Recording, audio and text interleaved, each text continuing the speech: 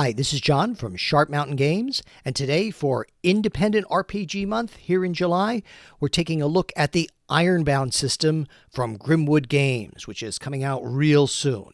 So we'll do that after the intro.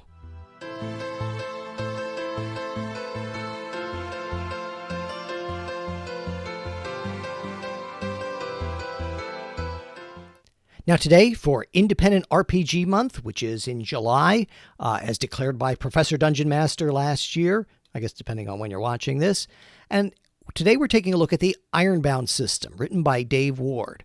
Now this is the beta version, and Dave did send it to me for a review or preview. I do know Dave a little bit. He played in one of my games, and I've met him, and he's a very nice guy. He loves gaming. Dave loves gaming. So this is the real deal here if you're interested in supporting this product. Now, this is Ironbound, and he lists who did the art, and it's going to be coming out really soon. This is the beta version. I will have some links below so you can get more information. And it's from GRIMWOOD Games, and Dave is very active on YouTube. He does a lot of play testing, so again, I'll put a link to his YouTube page and some other links if I can find them down below so you can check things out. Now, GRIMWOOD Games, very well illustrated. This is a bigger book. You're going to see that, again, this is only the beta, and it's clocking in at 128 pages. So this is not a small venture. I think you'll see inside that this is meant to be a professional product. So this all takes place in GRIMWOOD City, which is urban fantasy or dark urban fantasy, the likes of the Dresden Files, if you like those books or you like that sort of thing. I think it also maybe, if you like Vampire the Masquerade, this would fit in with that too, although I don't think it's as dark as the Vampire the Masquerade. So you get a map here of GRIMWOOD City. Of course, it's by the bay, just like Boston or New York, perhaps. Beautiful artwork all the way through that Dave has purchased or commissioned for this book. This one's a little bit anime style. So the first thing you do is you get an overview of GRIMWOOD City and its history, and this is very full. I think if the author wanted to either himself or allow people to write fiction in this, it's a very full setting. As I said, I really believe this is a labor of love. So you have the different districts of the city. And again, everything is illustrated all the way throughout. So if you like modern fantasy or urban fantasy, just a beautiful artwork, even just for that. Hellborough Bay, the halls of the feral ones.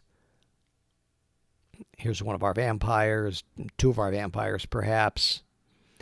Now we get into the different factions. So it's a very full setting for you. So you're getting to the Winter Court, which is like a Fae court, and the Summer Court. And the Arcane Circle, which is an elective council that polices the magic users, the Coven of Witches, and it goes on and on. You can see, looks like there's some tiger creatures here too in the city. You get information on the religions of the city as well. Vampires. The Red Caps are a gnome gang, so that's kind of fun. And the Bluebells are another gnome gang. I guess they wear blue hats. I don't know. That's all in here. Different industries. Well, that's a nice illustration there, isn't it, with that monster? You got dwarves, all kind of stuff in here. Different religions that you can tap into and use to enhance your GRIMWOOD City game or wherever. You could easily plunk these into any, if you're playing a D20 modern system or something like that, you could easily borrow things from here. So you're getting a nice full setting with the book. And then it gets into how to play. Now, the core mechanic is interesting. It's a D12, and you try to beat a challenge number. But you don't necessarily add a bonus automatically all the time. You might have certain things in your character where you get a boon. So you'd roll 2 D12s. Basically, it's advantage, like in the ampersand game, where you roll 2 D12, and then you would take the higher. Or you could have disadvantage where you'd have to roll, it's called a bane, and take the lower. But you do have certain pool points that you can use to bump the die. So that's kind of neat. So you might have mental pool points. So if you don't want to accept the result, if you get a low result and you have enough pool points, you could add to that and kind of control, oh, okay, I needed an 8, but I only got a 6. I'm going to throw in 2 pool points and bump that up.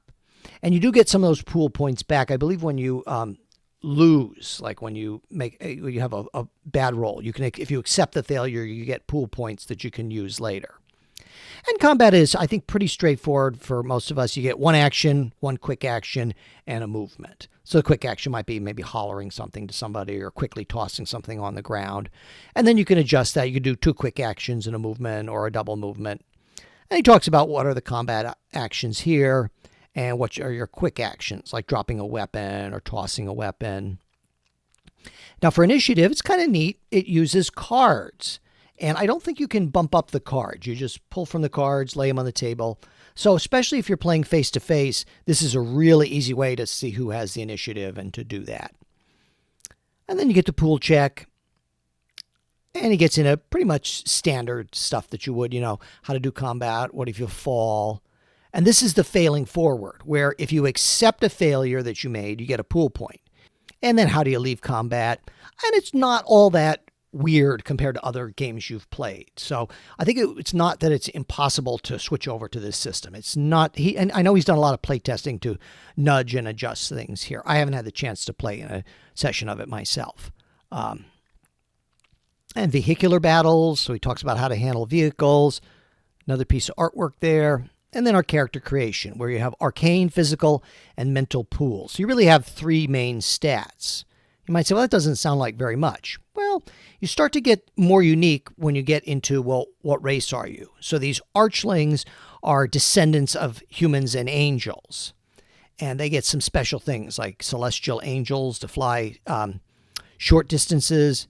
And you can sprout them once per session. So I'm thinking about Castiel from Supernatural, where he didn't have the wings on all the time. And you get some special abilities based on that. Do you want to be a vampire? There's different vampires. These Imovaran vampires are interesting because they feed on emotional energy rather than blood. The Fae, which of course are your fairies. The Ironbound, that gets the name here. These are humans who have grown up outside of the world of magic. So they're kind of like the Muggles, that they don't really even know that the magical world exists. However, they kind of get pulled into it. And there's maybe where you get some skills because they're going to be very tech savvy. The unseen and were creatures, what you'd expect from a dark fantasy or an urban fantasy game. Then we get into our classes. So we have assassin, and there's where you get some of your things that we'd consider abilities or skills here. Hacker, holy warriors, mediums, monster hunters. So if you wanted to play Supernatural or Buffy the Vampire Slayer, boom, you could use this system without any trouble at all. It would just fit perfectly.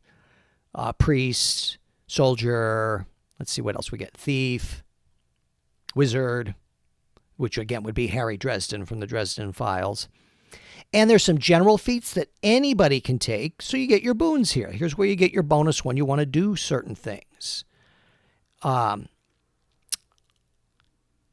And then there's some special feats that are specifically limited maybe to wizards or different things. Like assassins and hackers. There's different things that they get. And I'll just take you through the book here just so you can see them all. Priest, soldier, thief, because we're getting close to the end here. So a lot of feats. Now there are flaws. If you want to take a flaw, I believe you can take up to 2. Then what you can do later, or along with that, you took 2 flaws, but then you can get 2 feats as well. So they're basically 1-to-1. And these are good because I think that lets you, flaws are nice literarily, like overly aggressive. Well, that sounds like Dean from Supernatural to me. It really can let you put some flavor into your character. Maybe you're a pacifist, so you only fight in self-defense. Well, that's interesting too, I think. You're not going to be the one leading the fight. So you certainly can take some flaws if you like. Do you have bad luck or you just can't swim? So those are flaws. Magical societies, like alchemists or do you worship demons or druids or holy? So there's some flavors you can add there. And let's see what else we got. And then we got our equipment list, which is exactly what you'd expect pretty much in any role-playing game. Armor, shields, trinkets, and those are kind of cool because you really could see them helping out in a magical setting. So magic is really everywhere and woven through this Ironbound system here in GRIMWOOD City. Magical wands. And again, I think Dave has covered a lot of bases here in this game. Now, Citizens of GRIMWOOD, this is kind of like your monster manual or your NPC stats. So he gives you monsters, and he gives you the stat blocks here. He uses symbols, I guess, you have your heart and your fists to represent the different things, to represent their different pools. Celestials, which are angels, and gives you all those here at the end of the book. Let's scroll down and see where we're at. Oh, and then here's some characters. So you could use these easily as pre-generated characters for your, and he may be using them in the playtest also, but you could easily use these, if you're buying the digital copy, you could just print out this page, cut them out, maybe glue them to an index card or a piece of poster board or something. And it gives you all the vehicles detailed here. This is not a small project. And that's where we're ending here at page 129 in the beta. I don't know if the final version is going to have more along with that, but that's where we are with the beta. I'm going to have links below that you can certainly check it out to see if you're interested in, backing this and picking it up. And again, thanks to Dave for providing this so I can give you a preview here on Independent RPG Month. And if you're interested in the stuff from Sharp Mountain Games, which is my publishing venture, that'll be up in a second. Just stick around. It doesn't take very long. But either way, thank you for watching. I hope you hit like and subscribe, and I hope to see you again very soon. So here at Sharp Mountain Games, we have a few adventures in print, such as the Star Mermaid, the Dwarven Pickup Truck, and the Sky Tree, and you can check those out at Amazon, Lulu, and drivethrurpg.